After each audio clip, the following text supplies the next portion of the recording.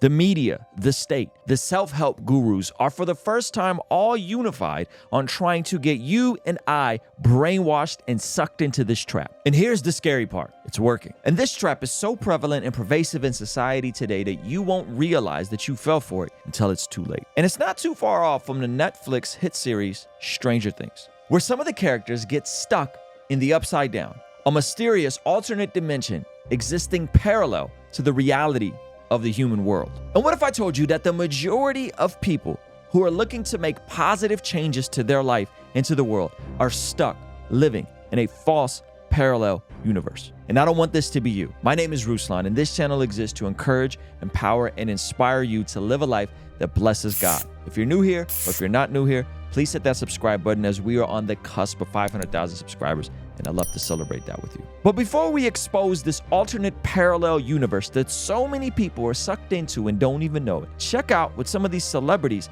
have said what they think the purpose of life is. I think people ask that question on the assumption that meaning is something you can look for, and it doesn't consider the possibility that maybe meaning in life is something that you create. You manufacture for yourself, for others. That what really matters is trying to understand the right questions to ask. The more that we can increase the scope and scale of human consciousness, the better we are able to ask these questions. Don't sleepwalk through life. Find something that you really enjoy doing if you can do it. Not everybody's lucky enough to be able to find that, but it ought to be your goal. I think my purpose is to inspire people and use my platform to help people. Well, there's two things. You should be pursuing who you could be. That'd be the first thing. It's like, because you're not who you could be, and you know it. You have guilt and shame and regret, and associated with that, you should be attempting to formulate some conception of the highest good that you can conceive of, that you can articulate. It's our intention. Our intention is everything. Nothing happens on this planet without it.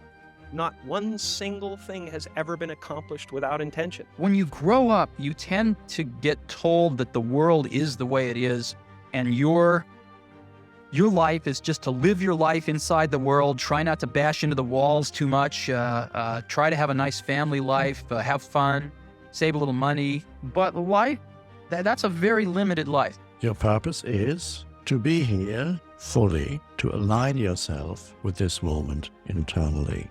So did you catch any similarities there? Similar themes that they presented. And I'm not saying that there isn't some truth in what was discussed in those different clips. So the question is, how do you find your purpose? And how do you get to your why?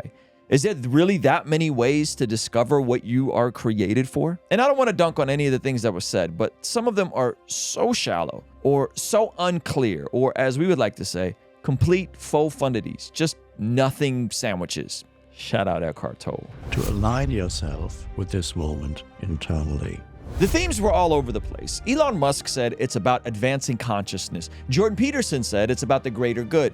Justin Bieber said he's here to inspire and help people. And Eckhart Tolle said to be more present in the moment. But notice that unfortunately, the repeated theme, all of them position you as the center, you as the source, you that gets to derive what your meaning and your purpose is. So does that mean that the difference between completely lost and misguided about your purpose and walking in the fullness of your purpose is a couple of journal entries and some reflection and meditative music? Or is it possible that we've been looking at the topic of finding your purpose and your calling and your meaning in life completely wrong? That we've had it completely backwards, that we are operating in the upside down. I found it extremely telling that when I actually went to the scriptures and tried to dig into this topic of purpose, that God talks about this completely different than how we as humans think about it. But before we get into that, I first want to highlight some different celebrities that have reached their biggest dreams and accomplished their success and attained the fame and fortune, and yet still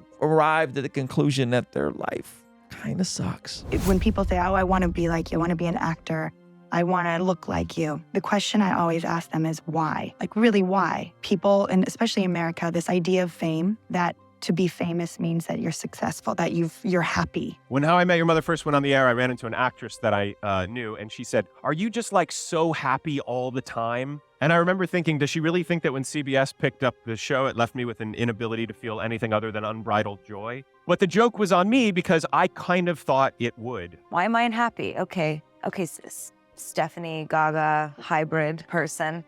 Why are you unhappy? The happiness wasn't there, and I realized why that was. There was such an attempt to achieve these things and to keep going that you lose sight of the people and the blessings that you have around you. And when you have all this stuff, doesn't mean you're happy. Now, this feeling of emptiness, once you've achieved a certain level of financial breakthrough, isn't just for celebrities. Here's an eerie clip of an average guy who became a millionaire in his 30s, calling in to Dave Ramsey and coming to these same conclusions. Hey guys, I've got a question for you that will seem ridiculous to other listeners, but it's real to me. I'm 37. My wife and I just entered baby step 7. Yay! Wow. Yes. You have a paid-for house, you're 100% debt-free, you're rocking retirement, and you're 37. You're a rock star, man. Yeah, and it is exciting, and our net worth is just north of $1 million, so we're feeling great. So good. I struggle with a sense of purpose now. It almost feels like I'm working for nothing. I don't know what to do with, I've got more money than I could possibly use. When you're working on paying off the house, that's a motivator. Yep. Everything's gone, right? So now, writing checks for charity, it doesn't always satisfy me. It's just a check. I don't see the end result. Leaving a ton of money to my kids doesn't feel satisfying. I feel like that just puts them in the same problem I'm facing right now. We don't spend a ton. It doesn't satisfy me to spend. So That's just I find awesome. I struggle when I get So a bonus you at have work, discovered that money is not the answer to happiness. Yeah. That's awesome. Yeah, Very cool. that's right. Good for you. Our spirits are not designed to be satisfied by non-spiritual things. So it's interesting that almost everyone across the spectrum who finally actualizes their financial goals or their career goals ends up saying that they're kind of left empty, whether it's the person calling in to Ramsey or celebrities. So what does this mean regarding this concept of purpose? Well, when I took a deep dive in the scripture, I found that we really are in the upside down, that everything is backwards in terms of how we filter this topic. And then in my study of God's perspective of our purpose, I discovered this verse about King David. It's Acts chapter 13, verse 36. Now, when David had served God's purpose in his own generation, he fell asleep, he was buried with his ancestors, and his body decayed. Now notice that it says God's purpose and not David's purpose. We'll come back more to that idea in a little bit, but it says that David fulfilled God's purpose in his generation. And oftentimes, we're pursuing what we believe our purpose is. We're pursuing this mantra that if you could just find something you love to do so much that you do it for free, then you'll find your purpose. Then you'll truly find happiness. But the truth is, it doesn't always work out that way. And one of the biggest mistakes that we make, especially in America, is we equate what we do to earn a living with our purpose. Now, Mike Rowe explains this very well in this next clip. Mike Rowe is the host of the groundbreaking show Dirty Jobs. And check out what he has to say about this entire idea of chasing your dreams and being defined by what you do as your purpose. So, okay, I know I want to be an astronaut. I know that's the thing that's going to make me happy. What do I have to do to get there?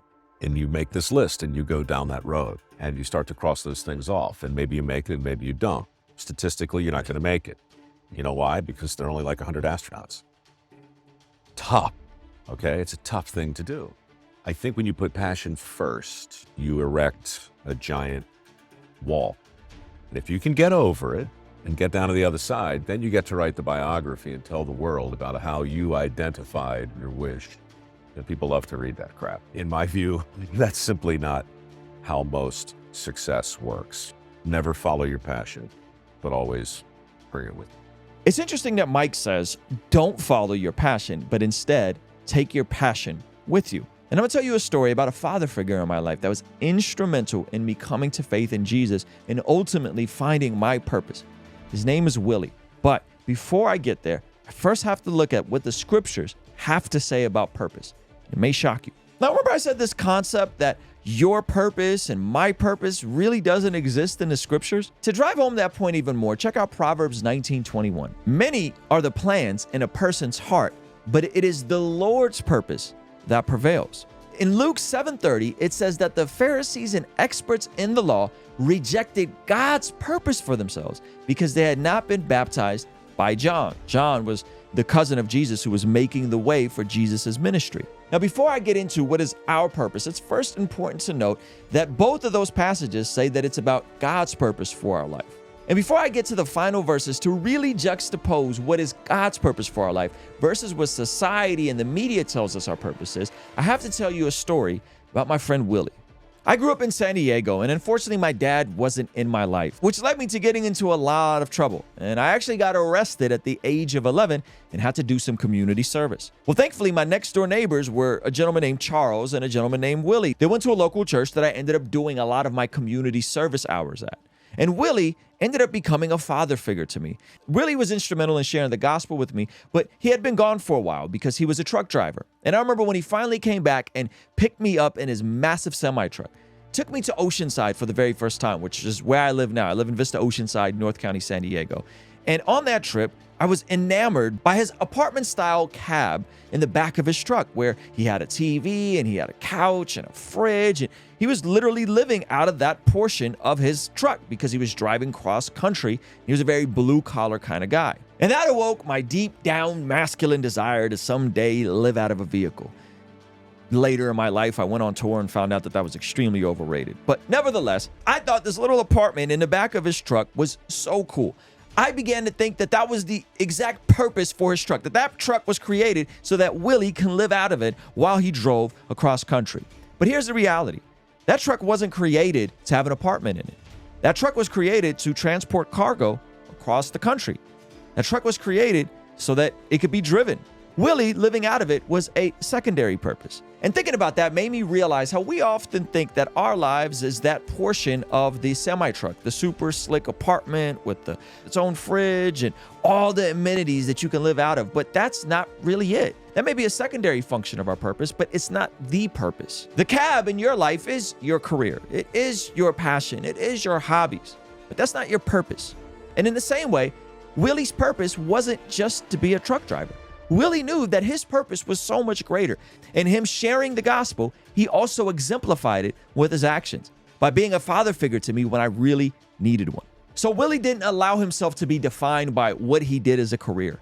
Willie allowed himself to be defined by what God had him do in that moment in his life. And so the question is, what is our purpose? Well, the scriptures actually make it very simple. Solomon, who was the wisest man who ever lived, concluded his book Ecclesiastes with this. Now all has been heard, and here's the conclusion of the matter. Fear God and keep his commandments, for this is the duty of all mankind, for God will bring every deed into judgment. According to Solomon, the reason why we're created is to fear God and keep his commandments. It's interesting that Jesus, in his last commandment to his disciples, echoed this when he told them to therefore go out and make disciples of every nation, teaching them to command everything he said. That our purpose is simply to know God and make him known. And in the process, we get to do some amazing things like work jobs and start families and serve in our local church and maybe even make a living doing something we love. But that is not our purpose. Our purpose is to know the Creator and make him known. 1 Peter 2:9 summarizes this perfectly, where he says, "You are a chosen people, a royal priesthood, a holy nation, God's special possession, that you may declare the praises of him who called you out of darkness into his wonderful light." And if you want to hear one of the most biblical principles connected to walking in your purpose that science finally has caught up on, check out this video where David Goggins and Andrew Huberman discuss just that. I'll see you over there, all right? Peace.